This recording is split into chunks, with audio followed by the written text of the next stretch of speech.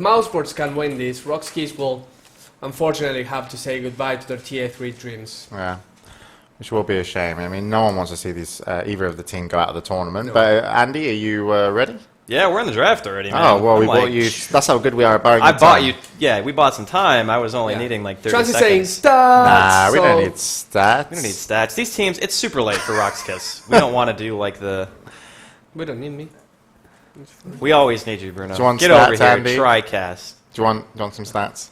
Well, we're just missing a couple of picks, so it's no big deal if you want to do stats. It's about Trans needs to press buttons. There you go. Trans, press the buttons. Head to head. Come on, Trans. You complain about the freaking stats, and then you give us the wrong stats. Oh, God. No stats. Well, That's none all of you us get. are going It's to a the teaser. international anymore. I Thanks for guess. that, Trent. Unbelievable. Trans. Now I needed somebody to accidentally kick one of the streaming PCs and turn it off. Yeah, that would I be did that. like...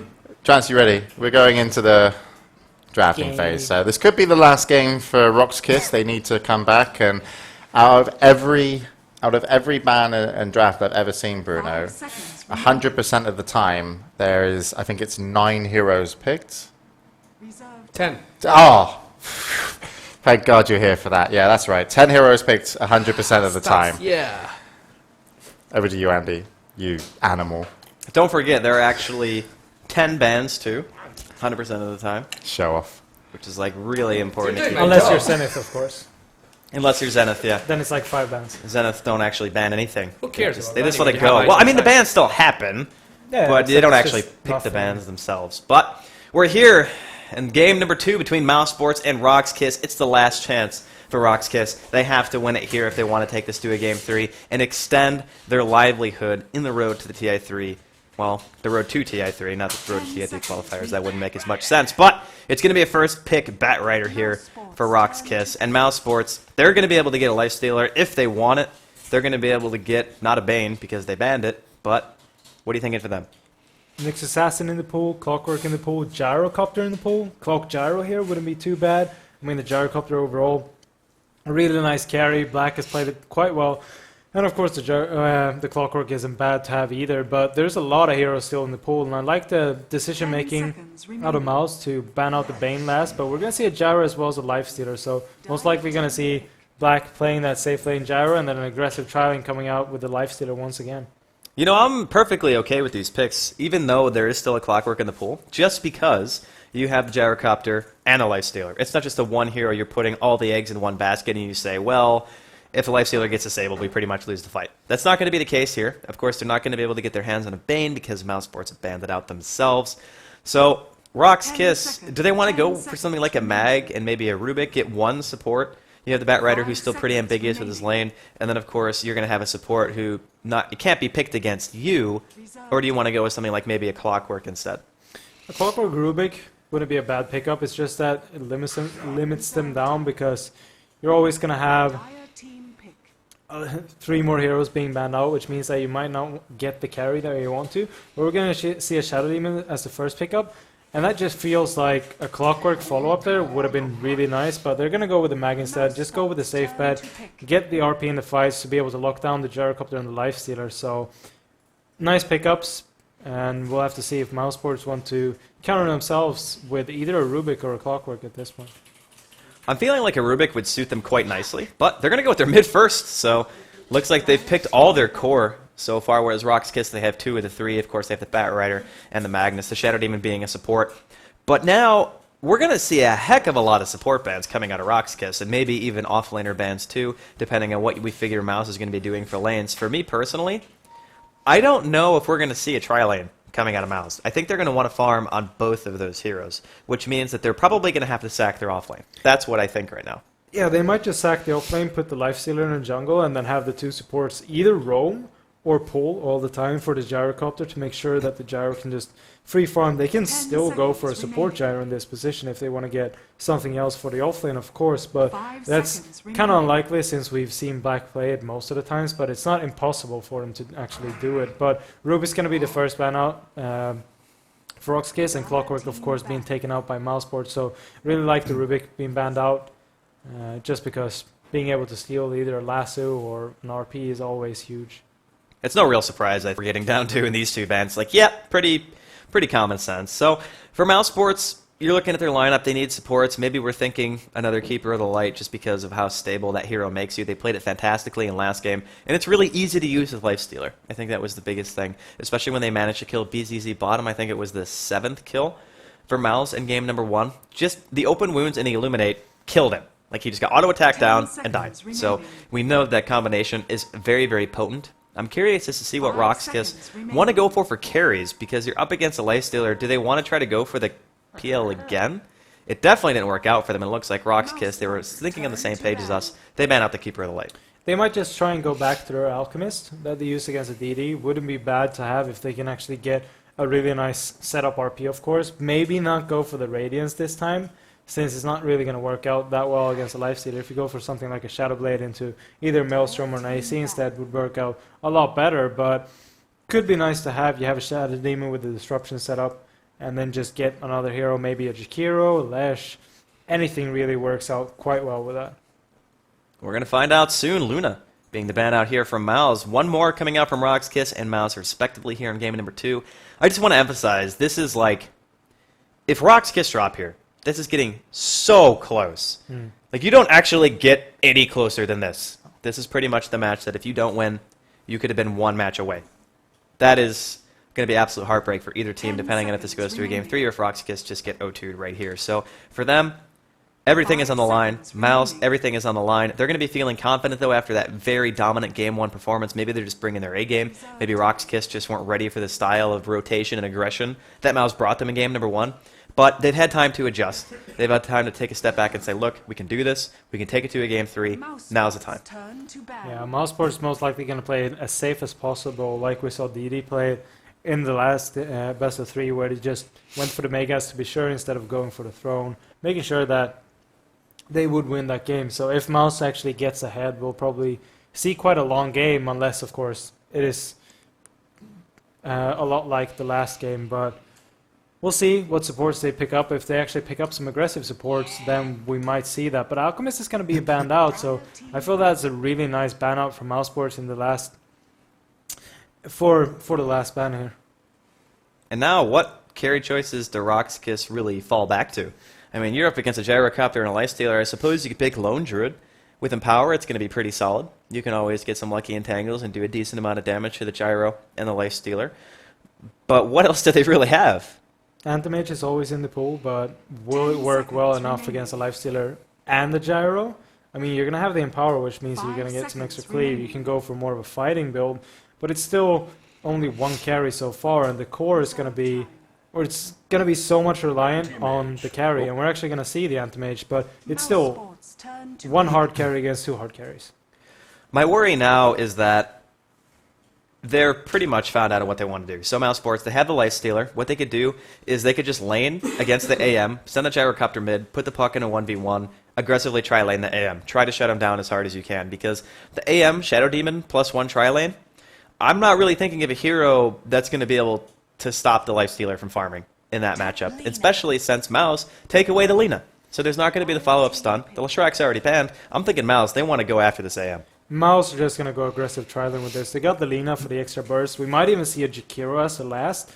Not really adding too much to the aggressive potential, but it's still, you get an extra stun, you get the dual breath out, which is always nice to have. And if Roxkiss, by some random decision making, would go for an aggressive disrupt, you always have the ice path to follow up after that to be able to stop them from going in on you. So Jakiro is always possible, but it still feels like they might want to try and get another setup stun or just another really strong stunner.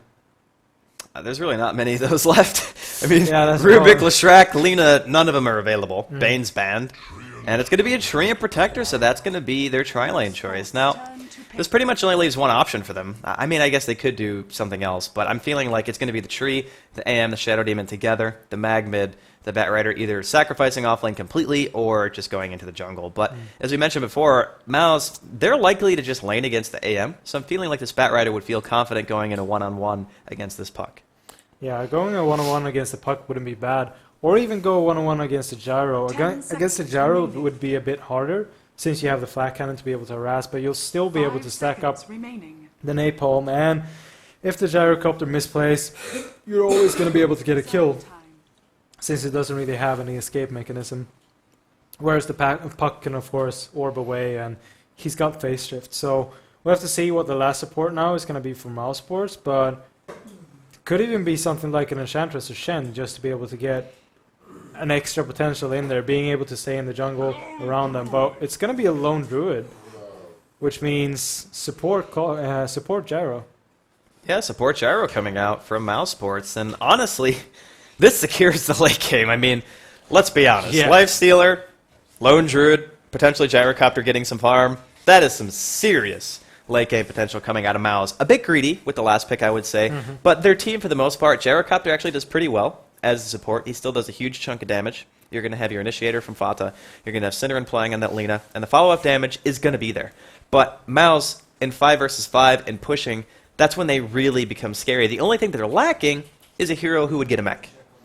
Yeah, a mech carrier is what they need. So I'm guessing that we'll most likely see Lina might pick it up as in the later stages. But Roxkiss doesn't really have any counter push either, which means that they're not. I mean, you got the shockwave spam, but more than that, it's kind of hard unless they get a Firefly outside of the base before or outside of the towers. So they might not even need a mech if they just get tanky on their heroes, get a set of drums up on the Lifestealer, as well as get power treads up on the carries. Maybe arcane boots up on the Lina would be nice to have, but power treads on the Gyrocopter wouldn't be bad to have. But we can just go over the lineup straight away. Starting off on mouse side, we got, of course, Synderen playing on that Lina, Koikwa picking up the Lifestealer for the second game in a row, Fata playing the puck, Black, of course, on his Lone Druid, and that leaves Pass playing the support Gyrocopter.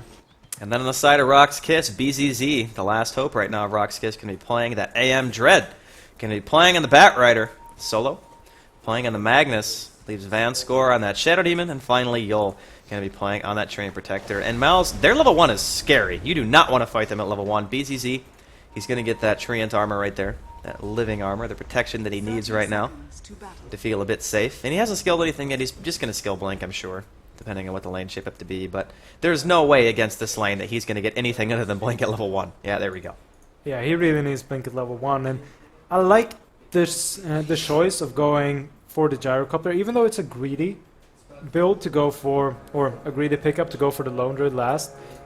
Lone Druid is going to be just fine against the Bat Rider. Of course, the Bat Rider can get some pressure out, but as soon as he's level 5, there's always the potential of a root, which means that it could be really hard for him to actually get a lot. Bat actually picks up a regen down the bottom, but up in this top lane, you get the extra burst out from the Gyrocopter, which is really nice. They needed some follow-up damage to the stun of the Lina as well as the open wounds of the Lifestealer.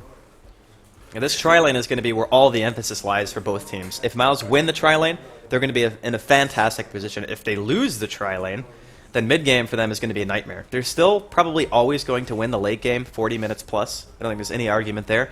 It's just, there's going to be this point in time where their lineup is still trying to get the core items, trying to get the Lifestealer, his phase, get his drums or his armlet, whatever he goes for, try to get the blink on the puck, and then try to play. So, for me, most of the emphasis is going to be top lane. Mid's going to be important too, though. We can see Fata going to be playing on that puck, going 1-on-1 against solo on the mag. But it's not really a fair 1v1 because he's got the living armor.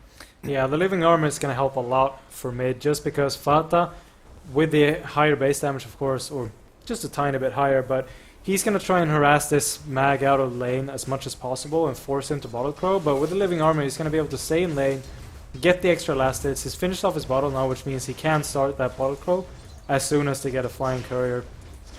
So see some dewarding going down up in the top lane as well, whereas Koikwa farming away, and BCC is going to have such a hard time going up against two ranged and Lifestealer, who we pointed out already has such a great lane presence just with a feast there. Yeah, they're doing a nice job of keeping him scared. That's really their only objective right now. As long as Quakefoot is getting more farm than the AM, they're going to be fine. This is pretty much the only purpose of the lane, and all it takes is one person to get a little bit out of position against the lane that Maus have, and you're just done for. There is like nothing that you're going to be able to do against it. But Talk about bottom lane for a little bit, because Dread is going 1 versus 1 against a lone Druid, and this is actually one of the few matchups where I feel like Dread's not going to just roll over his opponent, because once Black hits level 5, 1 or 2 entangles, and the Batrider, it doesn't matter if he has Firefly or not, he can actually die. Yeah, and it doesn't really matter if they have the stick and napalm up as well. I mean, the slow will help you get away a tiny bit, but it's still, you don't need the turn rate if you're just going straight forward and trying to get entangles. So Dread will of course get quite a bit of last hits, but Black is not going to be able to, or Dread is not going to be able to stop Black's farm. BZZ going to get pressured here. Light Strike Array forcing out the blink, eating the entire living armor. And it's funny because if he didn't have that, he would have gotten so much lower. Like, that would have almost been a kill, basically, just showing how much damage output Mao's tri-lane actually has. And middle lane, we can see Fata still farming pretty well. He's actually losing in terms of total CS to the Magpie. Very small amount, actually 1 deny, as he decides to pull ahead right there, as we were talking about it. But Fata's impact in the mid game, he's going to be pretty much only going for the AM. And in that sense, I feel like Mao's lanes favor them just because of how easy it's going to be for Fata to rotate on those supports and rotate on the AM. Yeah, he's going to have such an easy time. As soon as he's level 6, gets boots up, he can just TP up the top lane, get a pick-off kill, because even though they have the Disrupt, there's not much more they have in that lane. They got a leech hit in the living armor, but if they have a rocket barrage, that living armor is going to go down straight away. See the rocket going downtown here. Actually gets hit by Yul. That is a hard punching train right there. 91 damage. They managed to kill the rocket before it hits him. But we can already get the feeling of this AM not getting the start that he wants. Black isn't necessarily being shut down either. And you can see that his experience per minute is actually looking to be some of the highest right now overall. And he's starting to feel a bit more confident. But Dread, he wants to go. He wants to find Black. He's got the Treant armor. He wants to try to do something, but I don't think he's actually going to be able to catch here. Black's still sitting at full health. He has the boots. He's looking for the bear now. See if he can actually get it. He's running into the trees, and he will manage to pick it up, so that's 100 gold going his way. Black actually could have resummoned, but in the woods, Homing Missile going to be chasing down Vanscore. They want to try to go for the first blood. Can Potts actually use another rocket barrage? He does have 1 wand charge, but he's going to decide not to pursue. And that could have been close, actually, for either team.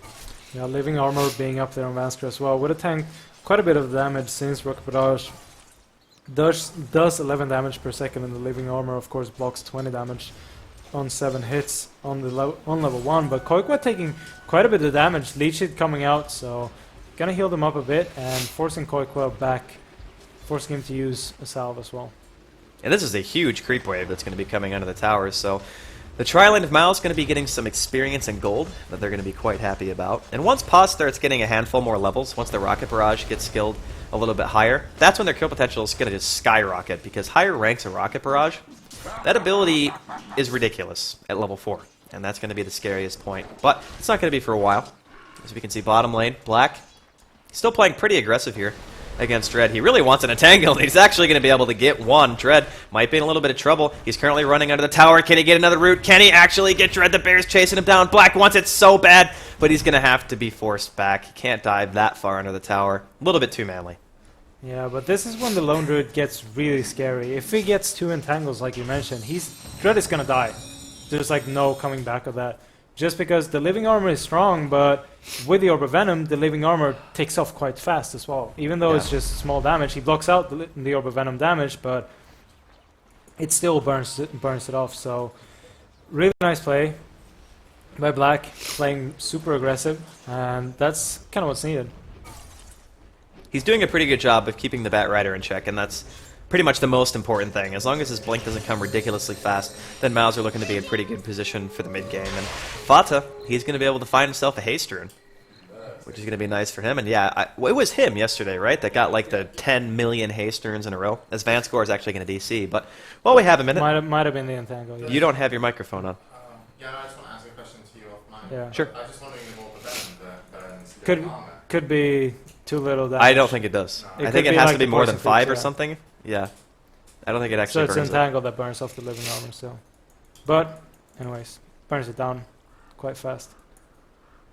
And Mao's still looking to be pretty solid here in the early game, but Rock's Kiss, they actually pulled ahead in terms of experience. The AM is getting a pretty good chunk more experience than the Lifestealer is.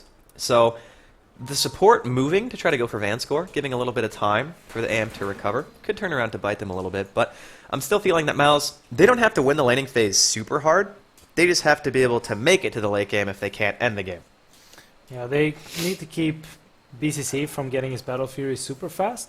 Koiko is getting quite a bit of farm, and like you mentioned, they are falling behind a tiny bit on experience since the supports on the side of Roxas has actually been pulling the medium camp, and you can't really contest it. I mean, you got a Gyrocopter and Alina, but you need the open wounds to be there to be able to get the setup, to get the slow out so you can actually follow up with the Light Strike Array.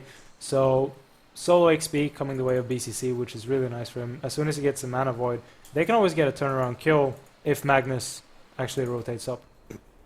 I think the first rotation we're likely to see is that puck. We spoke about it briefly, and it's like Fata, he has a haster in right now, and an extra bottle charge. So honestly, if he picks up this haste, sure, Roxkiss are going to see him for the moment, but can they actually react fast enough? Because a hasted puck can actually just orb over to the high ground, maybe look for a support kill. Vanscore, of course, and Trainer only level 3 right now. Looks like Malice is ready to go, and Vanscore has reconnected to the game. So we'll see what happens. First blood is still not on the board, 6 minutes in. It's game number 2 between Malice and Roxkiss. And Fata is hanging around this haster, and he will manage to pick it up. He's not going to go top, though. Feeling quite confident to just go back mid and farm. It's quite nice for him to be able to farm up with these power treads, which means he's going to have more damage once he actually goes up to the top lane. Might even go for a Blink Rush if he wants to really put pressure on this team, but we've seen him go for the power treads into Blink just to be able to get some extra survivability, being able to switch over to strength treads, and just getting the extra mana up as well. We can see top lane, Pos is trying to contest some creep pulls here. And Roxkiss, they have an incredibly defensive tri lane. There's nothing else you can really say. I mean, it's a Shadow Demon, it's a tree, and it's AM. But the AM actually already managed to get his treads. Well, Qualifier, I believe, is getting close to his phase. He actually already has them, so I don't really think that Roxkiss are ever going to be able to play the aggressors. They're just going to have to wait for a mistake on a Mouse. I'm just not sure if that mistake's going to come. Because as it stands right now, well, it's not a huge lead. Qualifier is starting to pull ahead and farm, and the AM is going to feel squishy for quite a long time. Korka has finished off his face boots, which is really nice for them if they can actually catch someone out. I mean, they're never going to be able to kill off the Anti-Mage, but if they can find one of the supports, that's going to be massive for them. Haster popped by Fata. He's looking for the Bat Rider right now. Might be able to catch the first blood right here. Here comes the Bear as well. Dread, he's going to pop the Firefly. I don't know if he's going to be able to get away. The Tree and Armor's there, buying him quite a bit of time. And here comes Solo. He wants the RP. He actually misses it. Fata, he face shifts the RP. Brilliantly done, and an entangle onto Solo. They're going to go a 2-for-1 special, or 2-for-none special, I should say, as Fata, he picks up the double. Very nice phase shift coming out right there. Really nice rotation, and the reactions of Fata are just superb. And Black, of course, gonna get a free lane for even longer now, finishing off the face boots on his Bear, and Dread is gonna have a super hard time to come back to this lane. Now you have the face boots, and he can chase the Bat Rider so easily.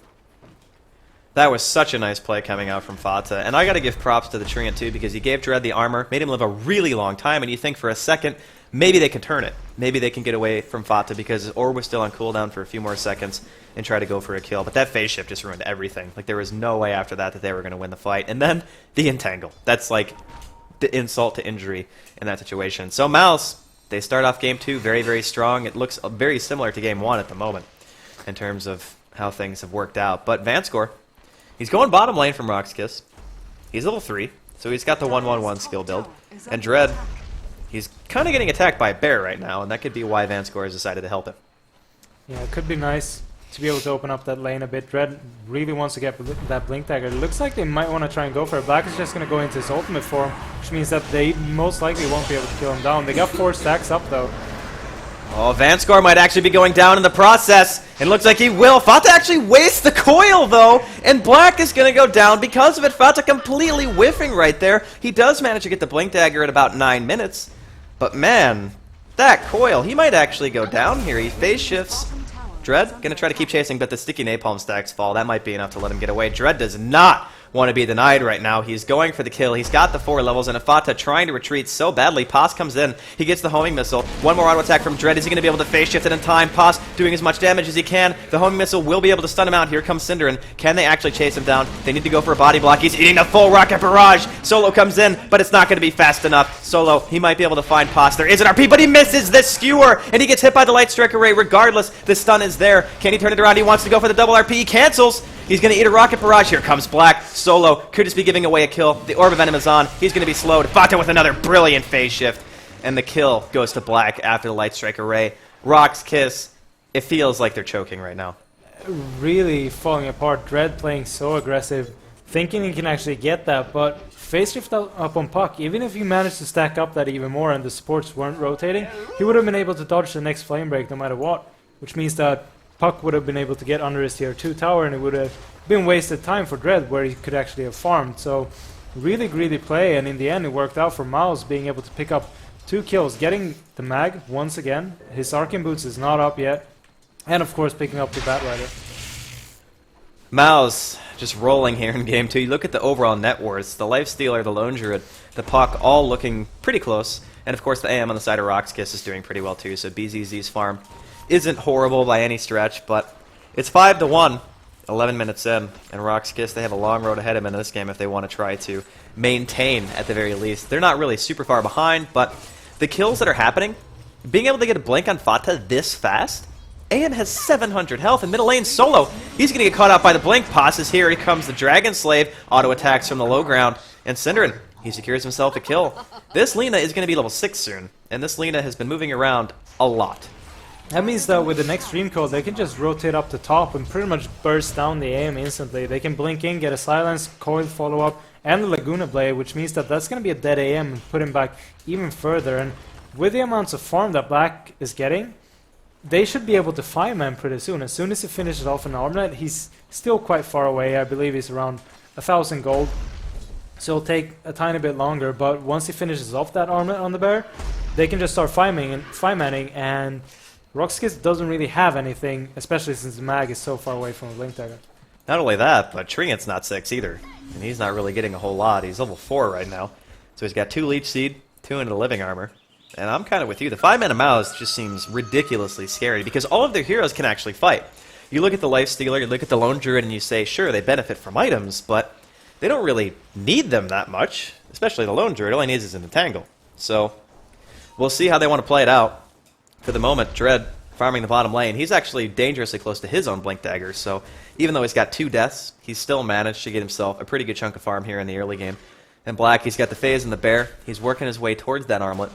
As we can see, Mao's positioned here in the top lane. They want to try to make something happen. Fata's going to be teleporting up here, so you called it. Here comes Fata. He wants to go for the Dream Coil. But the question is, even though Dread managed to finish off his Blink Dagger now, what target does he want to go for? I mean, they're so high level on all the heroes on the side of Mouse, which means that you can't really just choose one target. I would see a blink and Vansker just instantly dies. They want to try to turn it. Are they going to be able to? Here comes the blink on Fata. The Light Strike Array actually stuns too. The cooldown's going to be there. Fata's still alive even after the Mana Void. BZZ, he blinks in. He desperately wants to kill. Is he going to be able to get it in the meantime? Koikva picking up the double. It's 9-1 right now. Rock's Kiss. They have found 1 kill in this 13-minute game. Mao's just playing so well right now. Black TPing top as well, which means that this tier 1 tower is going to go down. Roxy's can't really contest it. They might want to try and go for a trade in mid, but with the with Mouse pushing this fast, they're going to be able to defend the tier 1 tower in mid as well. We'll see if Quakefa decides to TP, and there he goes. He's going to TP straight to the middle lane. BZZ can't really do much about it. Going to sit there and be like, well, time to back up. Drum's going to be finished here on Quakefa in just a second.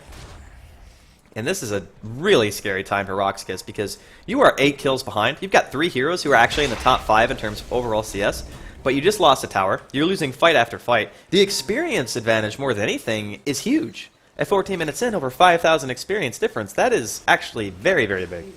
Yeah, like you mentioned, they don't really need that many items on the side of Mouse, but getting the levels up on the supports are just so massive. Getting the cooldown up as well as the Laguna Blade this early means that the supports on the side of Roxkiss won't have any impact whatsoever. Vansker is level 4 on the Shadow Demon with 600 HP. I mean, Synderen can pretty much burst him himself if he finds him out with the Light Strike Array. That's just a dead support, and then they won't have the disrupt if someone else gets caught out. TP's here in the bottom lane. Fata, he wants to go for BZZ. He's got the coil. Is he going to blink in, go for the silence? Here he comes. BZZ going to get caught out. The bear entangles him on top of it, and goodbye, AM. That is just... There was no one on the map. Like, no one for a very long time on the side of Mouse. They backed up. They defended the tier 1 mid after they pushed the tier 1 top. And I get that BZZ has to play greedy, but that was really greedy. That was so greedy, and that means the tier 1 tower is going to go down in bottom as well. Mouse might even want to try and rotate into, or go for the tier 2 here. Fortification is down, of course. And after this, they should be able to rotate into the tier 1 in mid as well. Koikwas here wants to defend, but doesn't really know how many people are here. Dread is here with the Blink Dagger, of course, and we see Fada TPing in. They want to go for the open wounds. Quakefa actually might have been able to hit Dread right there, but decided not to. He had the infest as well. Could have done a little bit extra damage to stop the blink, open wounds, go for some hits, but he just says, nope, it's fine. Just going to defend the tier 1. No real rush. I think that's actually perfectly okay in their situation, given that all the heroes are basically ahead in terms of overall farm that need to be. But we can watch this fight top. It's like Danscore, he's got nothing. He just gets coiled, silenced, blinked on, dead immediately. Fata, he's on retreat right now. The back comes in for Lasso. This is where you think that Rock's Kiss could potentially turn it around, but Pos is 6. The Light Strike Array hits 2. The Laguna Blade's there. Dread has to back off straight away. Even after the Mana Void, this puck is still not dead. Only 800 HP. He jaunts to the orb. Quakefa in the meantime, tearing apart Dread and Yul. There's nothing that Rock's Kiss can do about it. And they've continued to just play dominant throughout this entire best of 3 so far. It's only 16 minutes in. I don't think they're going to have 2 18-minute games, but this is still looking like Mouse could end it very quick. Yeah, Mouse could probably end it within 10 minutes, I'd say, if they keep on playing like this. If Roxas keeps getting caught out, and they can open up enough room for BCC to farm, it's going to be so tough for them. Living armor being used in the tower here. Trying to buy it as much time as they can, but Bear don't care. And Bear is just auto-attacking the tower right now. He's got that battle cry on, doing a bit of bonus damage. And even through the living armor, the Bear still hits hard enough to damage the tower. That's a little bit scary right now if you're on the side of Rock's Kiss. Yeah, and they can't defend this tower whatsoever. BCC is trying to go for a trade, but Mouse, with the way they've played, they most likely just going to TP it down to bottom, make sure that he can't get that trade. Black is running down. Fada might want to try and get some initiation, but he needs some follow-up here. Dread is here with the smoke, though, so if Fada actually jumps in... Oh, nice silence! The coil's going to be there. Consider and actually TPing in time. He wants to land the stun, but BZZ, he blinks out of the coil. Is he going to be able to live through this? The living armor might be enough. Oh, no, it's not. The Laguna Blade. The Laguna Blade, even an AM, even with the living armor, he goes down again.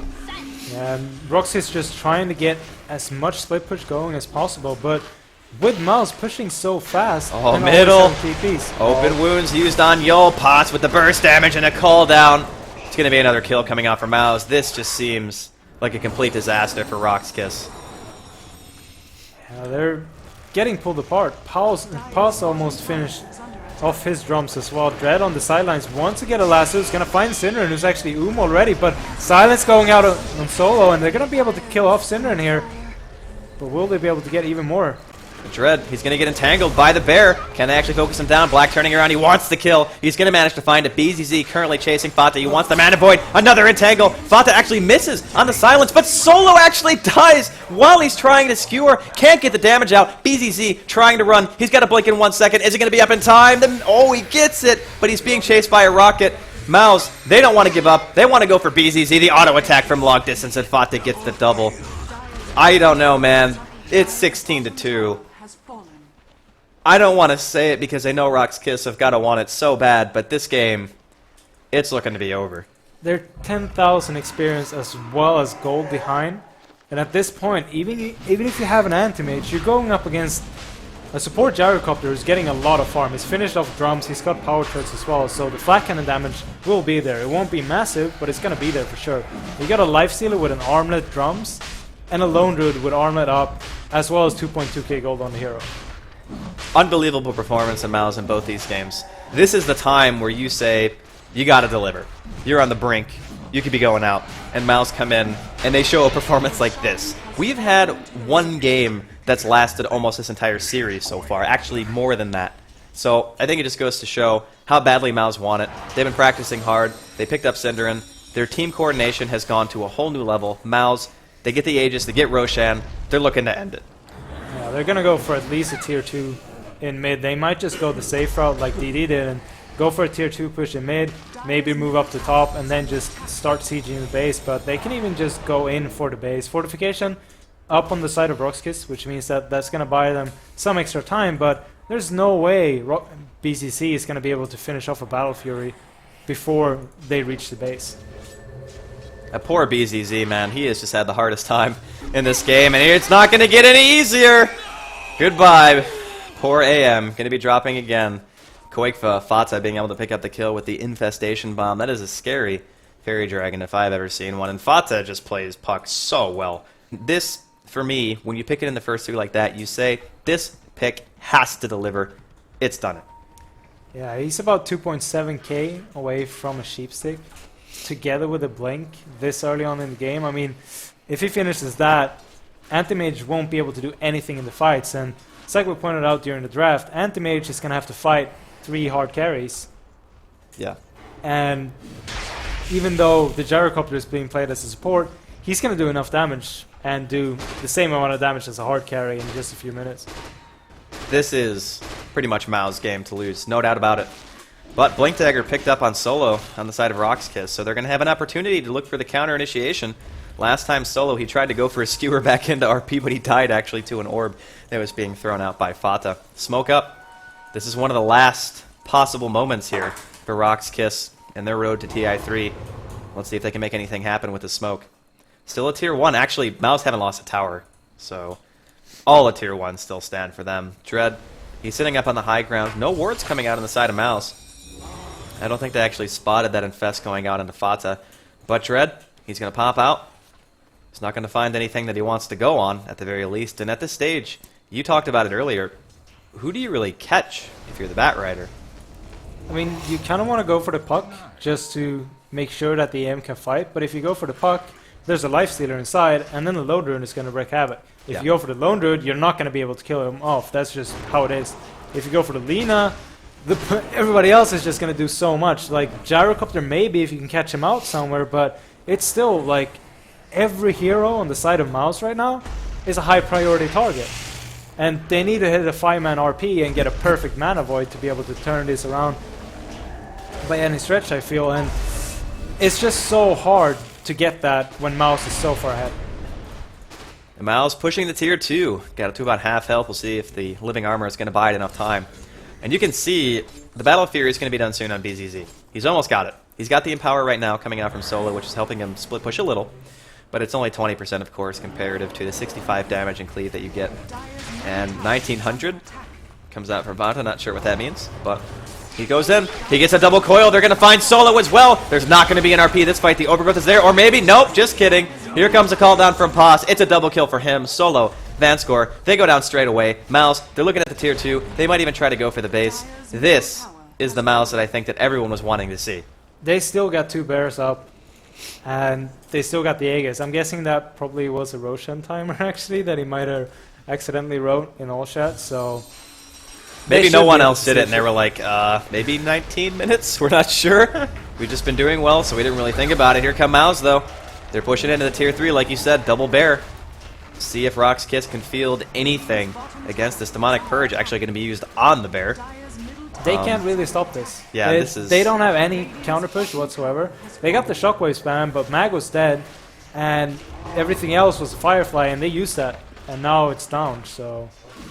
A smoke inside the base by Roxkiss. They're walking forward. They want to try to find some form of initiation. They're trying to bait Yol. He's actually going to get bashed out here. Dread, Firefly Pop. He's looking to try to pick somebody. He wanted to go for Black, but Black has got the Aegis. He's just so unbelievably tanky to begin with. You can't really go on him. Rocket can hit BZZ. Bear, almost down. They got about a minute left on the Aegis before it gets reclaimed, but it's 19-2. Infest on the Fata once again. So once Fata finds his opening, I don't think they're going to hesitate. I think they're just going to go on Solo if they find him again. There's a Demon Edge up on the Gyrocopter. Yeah. This is a support Gyrocopter. Support Gyrocopter, 24 minutes in, got a Demon Edge already. This is looking so grim for Roxkiss. Melee Rack's going to be taken down by just the bear. And Roxkiss, they seemingly can't field any defense here in the second game. Unfortunate as it may seem for any Rocks Kiss fans, but I think their tournament life, at least in terms of TI3, might be ending right here. Yeah, they just lost the racks, and Mouse can just keep on going in. They might even go up to the top lane, get the tier 2 there. If they want to, wait out the next Aegis, but I would guess that they're just going to siege it down. Even without the Aegis, they feel that they're strong enough for this, and even if they hit a 5-man RP, I don't think the follow-up damage is going to be there, even if they have the Empower on the AM. He actually decided to make a Yasha, by the way. He was like, screw Battle Fury, Yasha. Because, well, mobility, maybe a tiny... Well, it's not even more damage, actually. It's just less. I'm not sure. BZZ, he's had a rough go with things. The Alchemist first, now this. It's not really been the best games for him today, but... Tier 2, being pressured by Mouse and Rock's Kiss. Can they do something? Gonna see, actually, tree invisibility used right here on Solo. As long as he stands next to a tree, he might be able to find a decent RP, but the tower still goes down, so Qualifier. He gets the tier 2. Rock's Kiss, they're just struggling to find something. They're going to be able to find Fata. Can they pull him far enough away? Can Solo get the RP? He wants to go for the blink, but he gets open wounds. Here comes Qualifier. He goes in for the RP. He doesn't get it off in time, though. He gets silenced. BZZ immediately gets focused. It's a disaster for Rock's Kiss. They call the GG. The good game. Well played. Good luck. Fata, says Seattle. And they've at least guaranteed the fact that they're going to be going to TI3 in some way. Just perfect play coming out of Mouse. Everything from the laning, just forcing BCC to not be able to get enough farm, and Black, of course, playing very aggressive. And the rotations from Fata really helped out this game. Yeah. Getting the kills down in bottom, stopping Solo from ganking as well. I mean, TPing him first, forcing Solo to come down there, and then they got a double kill out of it. It's just, Mouse played this so good. Can't really say enough about Mouse, and for Rock's Kiss, what really can you say other than condolences? They tried their best. They made it really far into the TI3 Western qualifiers, but their road ends here. And we can see just how far Boss actually is on support Gyrocopter. This game, or this series, has just been unreal in terms of how well Mouse have performed, and they're definitely deserving of their trip to Seattle. But Rock's Kiss going to be going the same way, the likes of Empire and EG here, and they're going to be gone. Yeah. Mouse gonna move into the finals versus DD, of course, and we're gonna have to play for the wildcard spot and the direct invite, of course. And like we mentioned earlier, you kind of don't want to get that wildcard spot. I mean, it's nice that you'll be able to go to Seattle no matter what, but you're gonna have to play against the runner-up from the Eastern qualifier, and that's gonna be a tough game. Yeah, it's gonna be a ridiculous game. And honestly, if you're in this qualifier, placing second is like scary. Yeah. It's like, man, we really don't want to play second. But congratulations to Mouse. They secured themselves at least a spot going to Seattle. Nonetheless, we're back here in the studio. James, saw you. You're kind of shaking your head. You're like, man, I think you're empathizing right now with Rock's Kiss. Yeah, they... Even from just the laning phase of both games, they didn't get off on the right foot. Yeah. And it's like... You know, they've had a tough game a little bit earlier. They played again today. Mouse Sports had to wait up to be able to play as well with the delays. And you know, Rock's Kiss, it's like, as a professional gamer, as soon as you know your next game is up, you reset everything and you go in, because that's what you know, it's your job to be professional, and you will have to play multiple games. But I was like, is that affecting him? Does it feel like to me that that's what's affecting Rock's Kiss? But really, just the laning phase in both stages of the tournament was Mouse Sports setting the pace, getting the kills, having the advantages. If you look at the laning phase in this game, as I know we go into one of the fights, it's like AM was having a tough time. Because Triem Protector is okay, but what really can he offer in a big way apart from some protection? So Lifestealer was getting more out of it, and levels as well. And then mid, you've got Puck versus Magnus. Puck's getting more out of it. And has a much easier time when it comes to rotation to get kills. So when the first rotation came out and they got the kill on the bottom lane with the lone druid played by Black against Red on his Bat Rider, it kind of felt like from the get-go, Mouse won all 3 lanes. Yeah. In my opinion. Pretty much, yeah.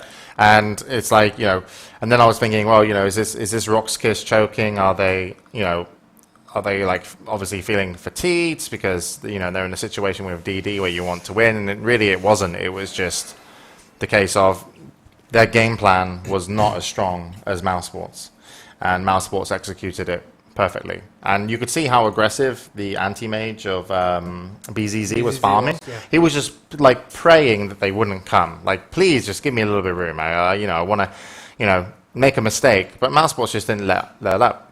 They rotated everywhere and they killed him twice, just with the puck and the silence. So Yeah. really, really solid play from Mousesports, and congratulations to him. Like, very happy to see a team that's so dedicated and I feel worthy of a top 2 spot.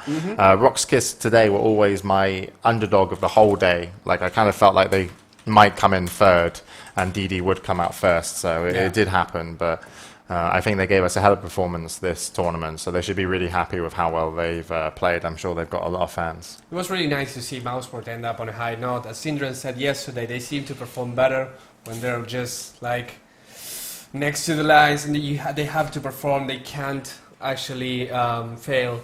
They went to losers bracket both in their group and here, and they ended up playing their best games during that stage as well. So it's going to be super good for them. And I actually have a couple of the guys from Mousesports and also from DD Dota that we'll be able to interview in a minute or so after we talk to them. Cool. Okay. Cool stuff. I just want to point out really quick, just going back to the second game, the bottom lane, Fata gets the first blood, right? And it's like 2 kills straight away, buys a blink, 9 minutes. That, for me, was kind of where things just instantly went south for Rock's Kiss in game number 2. Yeah, you just have to watch out for Fata on his puck. He's very well timed, and his choice of rotations and where he goes are always spot on. Yeah. And they were this game. So it's DD Dota have to be a little bit careful tomorrow. I think we have a great game tomorrow. I actually don't know who I think is going to win now. It's so hard. Because Mousesports, when they really run well, they play so good on a very... I feel like their lineup and their choice of lineup is really solid. And they got too much out of this one. The Gyrocopter, Lone Druid, and Puck. They love it like... the Lifestealer, Lone Druid, and Puck. But they love it when they have 3 heroes on a lane that really have a high impact with the gold that they're going to get. They never really, pick anybody that's a little bit too fragile. They go for a really solid lineup, and that's when I find them at their strongest these days. So I can't predict what will happen tomorrow in the best of 5. I don't like DD. They do some unorthodox stuff, but unorthodox can be beaten just by playing what you're good at well. Because we've actually seen the normal lineups today be more successful. Yep. You see, well, Zeus pick didn't work out. And Dazzle Tree and Dazzle didn't work out. Tree and Protector's not really been working out as much today. I feel. It worked for DD. Yeah, 1 game. Yeah. So it's the stable lineups and the stable play and the consistency that Mousesports have brought into the final 3 is a very scary factor to go against. And that's the story of the Western qualifiers. This is not about which team is the best skill-wise, because after we've seen teams like EG, Rockskis, they all prove that they have the skills to actually be with the very best. It's all about consistency. It's all about being able to just perform every single game with at least the same level of skills and not have many blunders just in a game that can cost you a lot in this case. So Mousesports and DD, especially DD, I think one of the most consistent teams of the tournament, and I think people will be looking forward to see more of them in the next couple months before actually going to TI. Yeah, I feel they're the most consistent as well. Even with Rock's Kiss, unfortunately it ends here for them, but they've had highs and lows. Yeah. There's been different performances per game. Sometimes they're really on form, sometimes they're not, and it's been a struggle for them, I feel, to keep a consistent high level against some of the teams. But DD and Mouse have constantly played good. Yeah. The only time that Mouse really got shut down in a big way was by EG, and I felt they were caught off guard, and EG overplayed how, in terms of how good they were. They really outperformed themselves that game. So. Yep. I agree. I think tomorrow, though, if Mouse bring the Mouse they brought today, DD are going to have a handful, without a doubt. Doesn't matter how unorthodox their picking style is, doesn't matter how solid they've performed. If Mouse play like this tomorrow, I got to think Mouse is going to take it. Yeah. Yeah. I mean, they've proven that they won the fastest games. In all the under qualifiers. 18 minutes. I didn't think that was going to happen. Yeah. At least in the Western qualifiers. And it's super rare as well, because there were other matches that were stomps, but not to the point that we saw here. I think one game was 19-2 in terms of kills, and the other one was something similar, even worse. And I don't think they even lost more than 1 or 2 towers each game. So looking so strong right there. It was just, yeah. At the same time, you looked at where the lineups and the lanes were over for Rock's Kiss, and they really couldn't get the kills. The first time, it was like a 2-1-2. Yeah. Almost. So what are you going to do with this? And the second lane, each lane wasn't in your favor. It was only really the Bat Rider that could have made something happen, but he needed a rotation to do so, which would have left AM a little bit out of the game, and it had to be the, I think it was Shadow Demon. Well, the point is that AM was the only, that was their hope. The rest of the heroes, even if you give them 20,000 golds each, they can't do anything. Yeah. So, unfortunate for them. I think they were drafted into the corner, which reminds me, remember the third game from DD Dota versus Rockskis, where we actually talked about how important was the picking and banning phase. Yeah. I was talking with fucking Matt during the games, and he told me specifically, when we talk about those 3 bans, denying them the off-laner, that was crucial for them to have to rotate the support, get the Keeper of the Light. And fucking Matt told me, that was exactly what we were going for. And in here it seems the same. It seems that Rockskis, they had a good plan. They had a few picks with which they work, but Mouseburg just dropped them into the corner again, and they just had to do that. Rockskiss have pretty much lost the day, I feel, just out drafting and laning decisions, as opposed to when they get their lineup, they're super strong. When they get the heroes and to play the way they want to, but really it's the meta game of the drafting phase is played in favor of DD and Mouse Sports against Rock's Kiss, which shows them to be the strongest teams in the tournament. So congratulations both to Mouse Sports and DD. They will of course be playing tomorrow and both going to Seattle. But tomorrow will decide the grand finals, the best of 5. Yes. Who will go directly into the tournament and who will have to play the East qualifiers, second place. And it's the most important match still to date in the Western qualifiers, the grand finals. Yes. I need to make a note here, because according to the schedule, the match starts at 18 CET tomorrow. CST, not at 17:30. Oh, is it 18? It's 1 hour pre-show. in the schedule. It's 18 CST. So it is 18. It is 18 CST. So Okay. So we'll probably be coming live to you, I guess. 17. Yeah, sometime around 5 p.m. But we'll have it up. We'll probably come in a little bit early just to say hi. But yeah, great game today. Really excited for tomorrow. Make sure you tune in tomorrow. It's going to be the grand finals, and of course it's going to be huge. We're not going to go too far now though, because we're just going to go to a small break, and then Bruno's going to set up an interview with, I believe it looked like it was Black. It's Black and Koipa. It's just so that you can tell him his name. Yep. And then we probably will have people from DD Dota as well, just to say hi. And because they were the other winners of the day, right? Yes. So they also deserve. They also deserve. We should get them on the same Skype call so they can smack talk each other before tomorrow. Yeah, kind of like boxing. Yeah. I like that. Yeah, we're donking it up. That can work. Okay. See you after the break for an interview with the winners in just a moment here at the Good Studio for the International West Qualifiers. Goodbye.